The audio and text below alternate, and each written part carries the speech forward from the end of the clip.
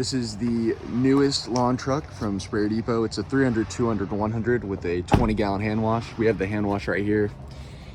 These valves are going to be on both sides for the hand wash. Storage. Roll down doors, so very pretty, like a billboard. Now you go around, we have a spreader bracket holder. The person that we work with does fertilizer, so it was imperative that he had this on the back. Right here, so the way you fill the tanks are overhead fills, so we added steps. So 1, 2, up. Where you fill the tanks at, all the plumbing involved. We're gonna get down. Backup camera for added safety. Walk around. We have our tank drains right here.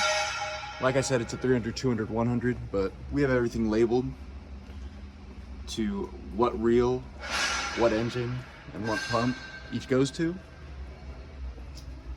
Here's your strainer. And this is a 3 electric reel, 3 5.5 horsepower Hannay engines, and 3 pumps set up.